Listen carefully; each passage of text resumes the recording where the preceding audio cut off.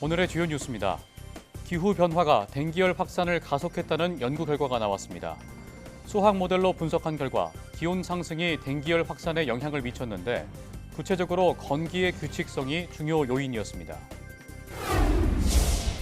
당뇨병 치료제로 개발됐지만 비만 치료제로 인기를 끌고 있는 위고비의 활성 성분이 알코올 욕구를 줄이는 데도 효과가 있는 것으로 나타났습니다. 낮은 용량을 투여했음에도 음주를 줄여주는 효과가 확인된 만큼 추가적인 대규모 연구가 필요해 보입니다. 미국이 철강, 알루미늄에 이어 자동차와 반도체에도 추가 관세를 검토한다고 밝히자 관련 업계가 크게 놀랐습니다. 우리 기업의 주요 수출 품목이라 정부도 피해 축소를 위한 대책 마련에 고심하고 있지만 마땅한 묘수가 나오지 않고 있습니다.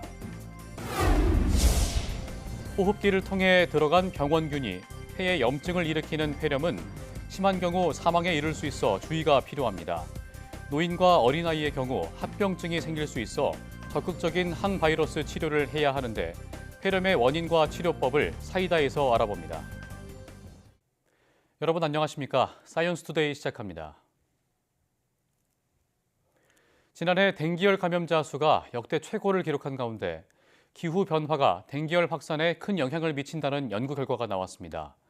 기초과학연구원은 김재경 의생명수학그룹장 연구팀이 자체 개발한 수학 모델을 이용해 기온 상승과 강우 패턴 변화가 dengu열 확산과 밀접한 관련이 있다는 걸 확인했다고 밝혔습니다.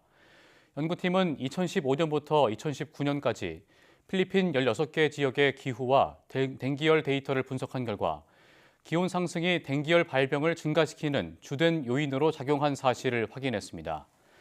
이와 함께 강우량 증가도 dengu열 발병에 큰 영향을 미치는 것으로 분석됐는데 건기가 규칙적으로 반복되는 지역에선 dengu열 발병이 억제된 반면 건기가 불규칙한 지역에선 촉진된 것으로 드러났습니다. 연구팀은 건기가 규칙적으로 유지되면 고인물에 있던 모기 서식지가 비에 쓸려나가면서 dengu열 발생을 억제하지만 건기가 불규칙한 지역에서는 산발적으로 내린 비가 오히려 모기 번식지를 형성해 dengu열 발생을 촉진한다고 설명했습니다. 한국생명공학연구원은 2025 AI 디지털 바이오 심포지엄을 개최하고 디지털 전임상 플랫폼의 첫 단계인 웹 기반 약동학 평가 플랫폼 프로토타입을 공개했습니다. 생명연은 웹 기반 약동학 평가 플랫폼은 감염병 전임상 데이터를 활용해 약물의 체내 노출 예측과 같은 약동학 결과를 제공하는 웹 기반의 플랫폼으로 산학연 신약 개발 연구자의 많은 활용이 예상된다고 밝혔습니다. 또 디지털 전임상 플랫폼을 웹 기반 약동학 평가 플랫폼을 시작으로 유효성과 안전성 분야 등으로 점차 확대해 전임상, 임상 통합 예측 시스템으로 발전시킬 계획이라고 덧붙였습니다. 식욕 억제로 체중을 줄여주는 비만 치료제 위고비가 국내에 들어온 지 4개월이 지났습니다. 테슬라 CEO 일론 머스크가 위고비로 무려 14kg 감량했다고 밝히면서 뜨거운 관심을 받았는데요.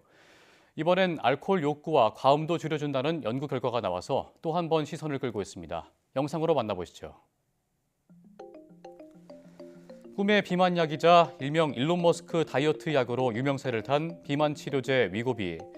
지난 10월 국내에 들어오자마자 뜨거운 반응을 보였는데 알코올 중독에도 효과를 보인다는 임상시험 결과가 나왔습니다. 위고비의 항비만제로 쓰이는 세마글루티드가 알코올 욕구를 줄이고 과음을 막아주는 효과가 있었다는 건데요. 미국의 서던 캘리포니아대 크리스천 핸더샷 교수 연구팀은 알코올 사용 장애가 있는 성인 48명을 두 그룹으로 나눠 각각 세마글루티드와 심리적인 효과만 주는 가짜 약을 9주 동안 일주일에 한 번씩 투여했습니다. 그 결과 세마글루티드를 투여한 그룹은 평균 음주량과 과음 일수, 알코올 섭취 욕구 모두 줄어들었는데요. 구체적으로는 알코올 섭취량 자체도 48% 줄었고 술을 마신 날의 하루 음주량은 41%, 주간 알코올 섭취 욕구는 39% 정도 각각 감소했습니다. 그러니까 세마글루티드를 먹고 나면 술 자체를 덜 마시게 되고 술을 마시더라도 과음을 하는 정도나 일수가 줄어들었다는 건데요. 또 참가자 중 일부는 흡연자도 있었는데 세마글루티드를 사용한 그룹에서는 하루 평균 흡연량도 눈에 띄게 감소했습니다. 이미 지난해 전 세계 매출 6조 원 이상을 기록한 위고비. 원래 당뇨 치료제로 시작한 이 약이 비만 치료제를 넘어 알코올 사용장애 치료제로도 활용될 수 있을지 관심이 모이고 있습니다.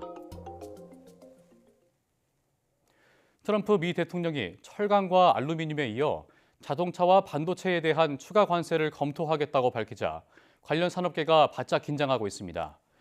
특히 자동차와 반도체는 우리나라 수출 1, 2위를 차지하는 대표적인 수출 효자인 만큼 파장이 클 것으로 보입니다. 박희원 기자가 보도합니다. 지난해 우리나라가 미국으로 수출한 자동차는 143만 대, 현대차 그룹이 100만 대, 한국 GM이 42만 대를 미국행 배에 실었습니다. 대미 수출액의 30% 가까이는 자동차가 담당한 셈입니다. 하루가 멀다 하고 관세칼을 휘두르는 트럼프 대통령이 자동차 관세도 검토하겠다고 밝히자 업계가 화들짝 놀랐습니다. 구체적인 수치는 아직 나오지 않았지만 현실화한다면 앞서 25% 관세를 부과한 철강 알루미늄보다도 피해가 더 클 수 있기 때문입니다. 현대차의 경우 미국 현지 공장을 풀가동하더라도 현 수출 물량을 채우기에는 턱없이 부족한 상황. 국내 생산량의 90%를 미국에 수출하고 있는 한국 GM은 막대한 피해가 예상되자 철수 가능성까지 거론되고 있습니다. 트럼프 대통령이 함께 검토하겠다고 밝힌 반도체 관세 또한 치명적입니다. 다만 전 세계 메모리 반도체 절반 이상을 한국 기업이 생산한다는 점, 당장 미국 업체가 메모리 반도체 수요를 모두 감당하기에는 역부족이라는 점에서 수위 조절 가능성은 있습니다. 관세를 올리면 피해를 보는 건 미국도 마찬가지이기 때문입니다. 일각에서는 시스템 반도체, 즉 TSMC를 겨냥한 조치만 이뤄질 수 있다는 관측도 나옵니다. 보조금 때문에 그런다고 이미 얘기했잖아요. 오래전에. 예, 저는 타겟은 메모리가 아니라고 봐요. 타겟은 시스템만 TSMC. 연쇄적인 미국의 관세 조치에 정부도 우리 기업 피해를 줄이기 위한 대책 마련에 고심하고 있지만 묘수가 나오지 않고 있습니다. 다음 주 수출 전략회의를 개최하여 관세 피해 우려 기업에 대한 지원과 수출 풀모, 지역 다변화를 위한 방안들을 논의하겠습니다. 수출 효자인 자동차와 반도체까지 관세 도마 위에 오르면서 가뜩이나 힘든 산업계에 먹구름이 짙어지고 있습니다. YTN 박견입니다. 계란값 폭등 등의 영향으로 지난달 미국의 소비자 물가가 1년 전보다 3% 올라 중앙은행인 연준의 목표치인 2%에서 멀어졌습니다. 연준의 제롬 파월 의장은 거듭 금리 인하에 신중한 태도를 유지했지만 트럼프 대통령은 노골적으로 금리 인하를 압박했습니다. 뉴욕에서 이승윤 특파원입니다. YTN 취재진이 계란을 사러 뉴욕 시내 마트에 가봤지만 계란이 들어간 제품은 있어도 계란 자체는 눈을 씻고 봐도 찾을 수 없습니다. 조류 인플루엔자로 공급이 줄어들면서 계란 가격이 폭등하는 이른바 에그플레이션이 발생했습니다. 지난달 12개들이 A등급 큰 계란의 소매 가격은 4.95달러로 한 달 전보다 15.2%, 1년 전보다 53% 오르며 사상 최고치를 찍었습니다. 계란에 더해 휘발유가 물가 상승을 주도하면서 지난달 미국 소비자 물가가 1년 전보다 3% 오르며 예상치를 넘어섰습니다. 10년물을 포함한 미 국채 금리도 크게 올랐습니다. 인플레이션이 재발할 조짐을 보이면서 연방준비제도가 장기간 기준금리를 동결할 가능성이 커졌다는 전망에 힘이 실렸기 때문입니다. 앞서 금리를 동결할 준비가 돼 있다고 밝혔던 제롬 파월 연준 의장은 하원 청문회에서 인플레이션 지표가 목표치인 2% 위에 머물고 있다고 지적했습니다. We're close but not there on inflation. And you did see today's inflation print, which says the same thing. I mean, 하지만 트럼프 대통령은 SNS에 글을 올려 금리는 인하돼야 하고 관세와 함께 진행될 것이라며 재차 연준을 압박했습니다. 이에 파월 의장은 트럼프의 발언이 금리 결정에 영향을 미치지 않을 것이라고 응수했습니다. 에그플레이션으로 촉발된 미국 소비자 물가 상승으로 금리 인하와 관련한 트럼프 대통령과 제롬 파월 의장 간 갈등의 골이 깊어질 전망입니다. 뉴욕에서 YTN 이승윤입니다.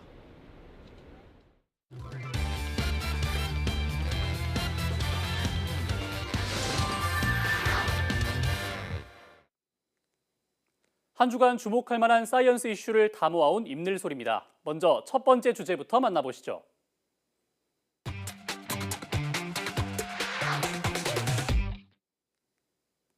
최근 대만 유명 배우인 쉬시 위안이 독감으로 인한 합병증 폐렴으로 숨졌습니다.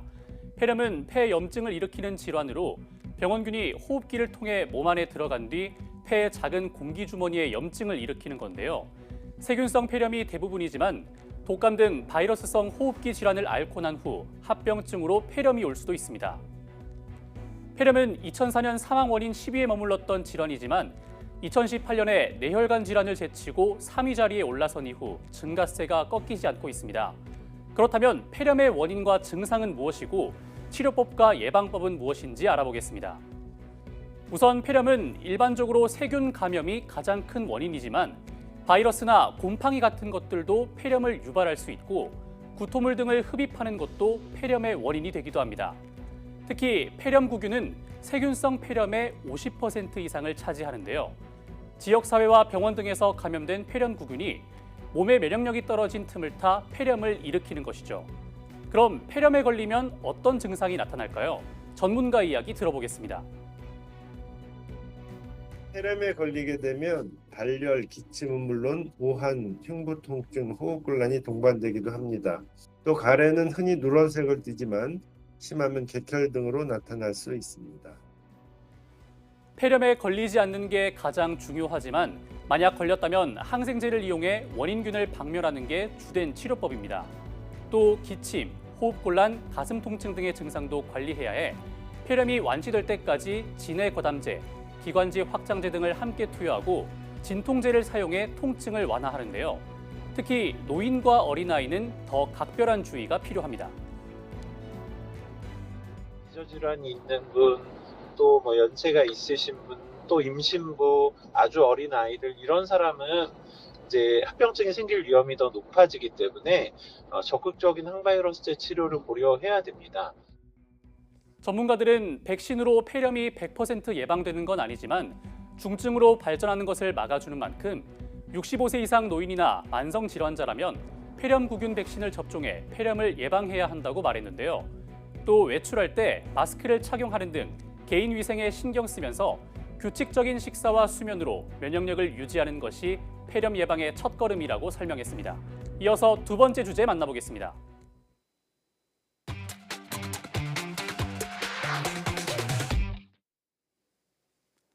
지난해 석유 시추에 대한 기대감과 여러 의혹으로 이목을 끌었던 동해 울릉분지 탐사 기억하실 겁니다. 가이아나 유전이 발견된 수리남 가이아나 분지와 레비아탄 가스전 등이 발견된 이스라엘 인근 레반트 분지 등이 울릉분지와 구조적으로 유사하다는 이야기가 나오면서 기대감을 키웠는데요. 당시 전문가들은 석유 탐사 시 울릉분지 남쪽을 주목할 필요가 있다면서도 정확한 건 시추해봐야 확인할 수 있다며 신중함을 나타내기도 했습니다.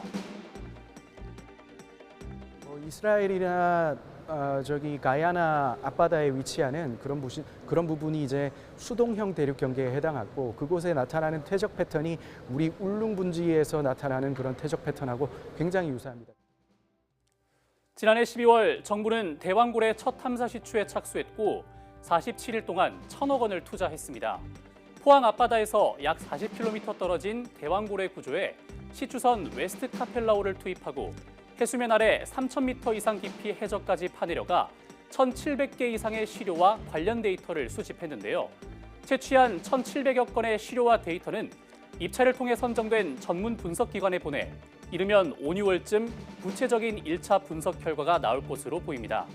현재까지는 가스 징후가 일부 포착됐지만 경제성 있는 가스전으로 개발할 수준에는 못 미치는 것으로 알려졌는데요.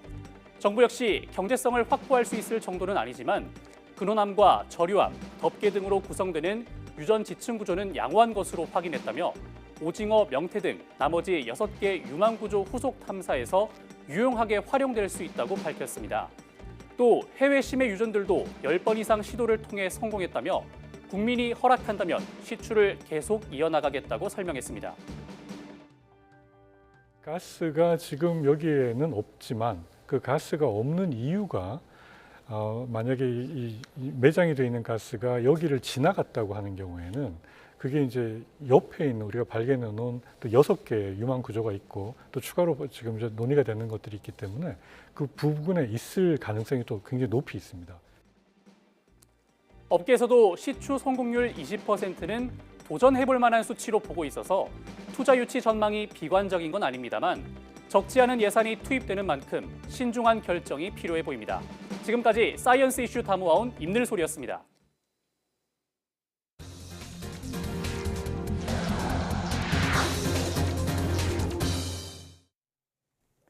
국내 연구진이 빛을 이용해 뇌 속 비신경세포인 별세포에 칼슘 신호를 조절함으로써 뇌졸중을 치료할 수 있다는 사실을 확인했습니다. IBS 인지사회성 연구단 이창준 단장 연구팀은 지스트, 카이스트 연구팀과 공동으로 광유전학 기술을 활용해 별세포의 칼슘 신호를 조절하면 뇌졸중으로 인한 운동 기능 저하를 회복할 수 있음을 확인했다고 밝혔습니다. 연구팀은 뇌졸중을 유발한 생쥐에 빛을 쪼여 별세포의 칼슘 신호를 활성화한 결과 한쪽 앞발만 사용해 장치 틈 너머의 먹이를 잡아내는 실험에서 치료하지 않은 뇌졸중 생쥐보다 1.5배 이상 성공률을 보이는 등 정교한 운동 기능이 향상됐다고 설명했습니다. 또 하루 1시간씩 2주 동안 저강도의 빛 자극만으로도 운동 능력이 회복됐으며 개방된 공간에서 이동성과 이동 거리, 속도 등 전반적인 운동 능력이 개선됐다고 덧붙였습니다. 국내 연구진이 적은 양의 혈액만으로 폐암을 조기에 진단할 수 있는 기술을 개발했습니다. 유니스트 바이오메디컬 공학과 조윤경 교수팀은 머리카락보다 가는 관 안에서 인공 리포점을 융합시키는 방식을 이용해 핏방울 최대 5개 약인 20마이크로리터의 혈장만으로 암을 진단해낼 수 있는 기술을 개발했다고 밝혔습니다. 연구팀은 개발한 기술을 적용해 83명의 환자 혈액을 분석한 결과 폐암 항암제 선택에 중요한 EGFR 유전자 돌연 변이를 100%의 정확도로 찾아냈고 기존 액체 생검으로는 발견하기 어려웠던 초기 폐암 환자의 돌연 변이도 정확하게 발견했다고 설명했습니다. 또 기존 진단법과 달리 혈장을 전처리해 나노 소포체만 따로 추출하거나 유전자를 증폭하는 복잡한 전처리 과정도 필요 없다고 덧붙였습니다. 정치권은 교사에게 살해당한 초등학생을 한 목소리로 추모하는 한편 숨진 하늘양 이름을 딴 하늘이법을 추진하겠다고 밝혔습니다. 교원의 정신건강관리와 함께 위험 징후를 보인 교사의 즉각 분리를 제도화하는 데 초점을 맞출 것으로 보입니다. 이준엽 기자가 보도합니다. 국민의힘과 더불어민주당 양당 대표가 나란히 8살 배기 고 김하늘 양의 빈소를 찾았습니다. 다시는 이런 일이 벌어지지 않도록 이야기를 들어달라는 하늘 양의 아버지 요청에 즉각 따른 겁니다. 국가 일을 하는 사람으로서 큰 책임감을 느끼고 또 유족들한테 죄송하다는 말씀을 드립니다. 학교를 믿고 또 선생님을 믿고 학교를 갔는데 참혹한 일을 당한 부모님 심정이 얼마나 아플까. 여야 할 것 없는 애도 분위기 속 재발 방지를 위한 하늘이법 제정 논의도 활발해지고 있습니다. 국민의힘은 안심교육 현장을 지키기 위한 당정협의회를 조속히 열기로 했고 민주당도 이번 주 안에 관련 법안을 발의하기로 했습니다. 정비해야 할 핵심으로 꼽히는 건 정신적, 신체적 질환을 가진 교원이 직무를 수행할 수 있을지 판단하는 질환교원심의위원회입니다. 교육감이 직권으로 휴면직을 권고할 수 있는 기구지만 대전에선 2021년부터 한 차례도 열리지 않는 등 유명무실하다는 비판을 받아왔습니다. 문제의 소지를 지닌 교사의 즉각 분리를 위한 법 개정의 필요성, 학교 구성원에 대한 정기적인 정신건강검진의 필요성에 대해서도 목소리가 높아지고 있습니다. 이 밖에 교원들의 정신병력을 꼼꼼히 점검하고 상담과 치료를 지원하는 제도도 마련돼야 한다는 지적도 나옵니다. 학교 전담경찰관, SPO를 의무 배치하는 방안도 거론됩니다. 학교 당국과 교육청의 대응에 문제가 없었는지, 제도적 허점이 없었는지도 꼼꼼하게 따지고 보완할 것은 보완해야 합니다. 국회 교육위원회가 오는 18일 하늘양 사건 현안 질의를 마치고 나면 입법 절차도 더욱 속도를 낼 것으로 보입니다. YTN 이준엽입니다.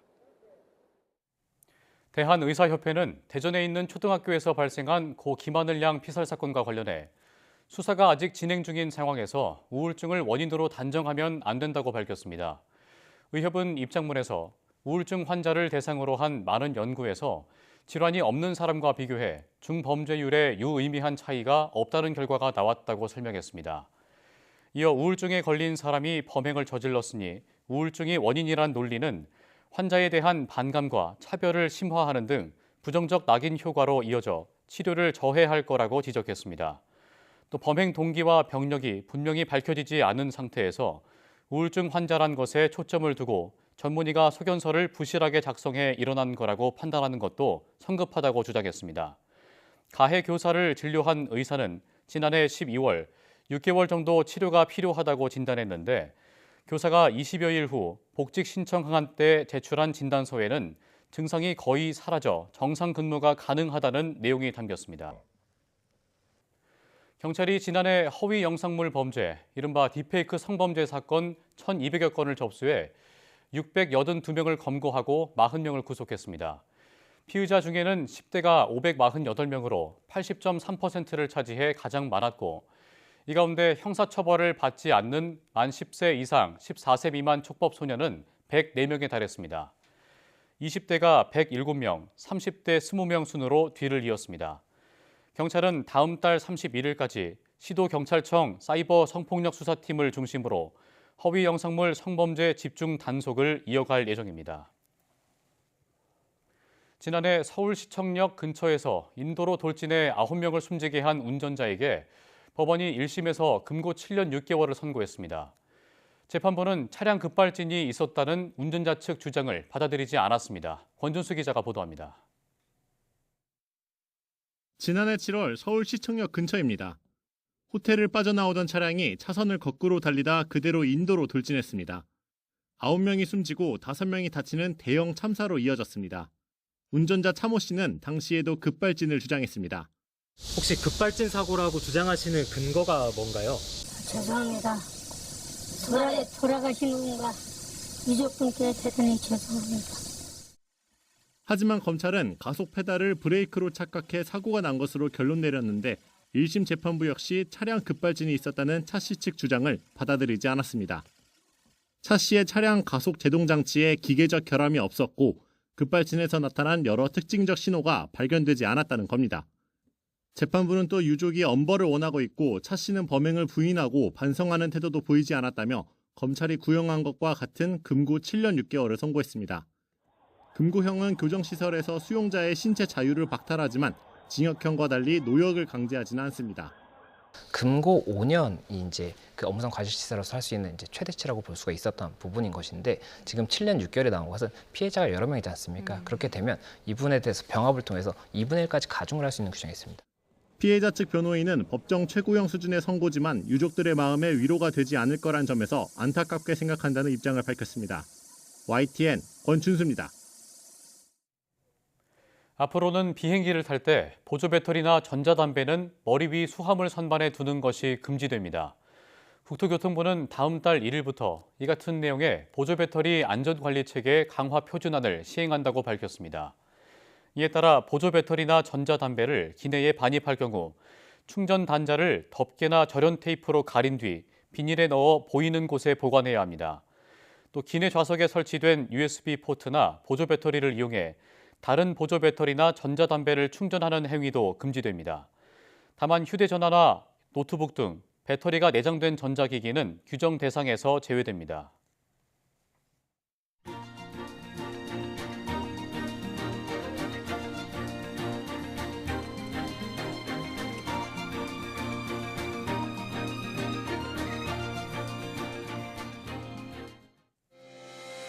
최근 발생한 초등학생 피살 사건과 관련해 우울증에 대한 낙인이 심화될 우려가 제기되고 있습니다.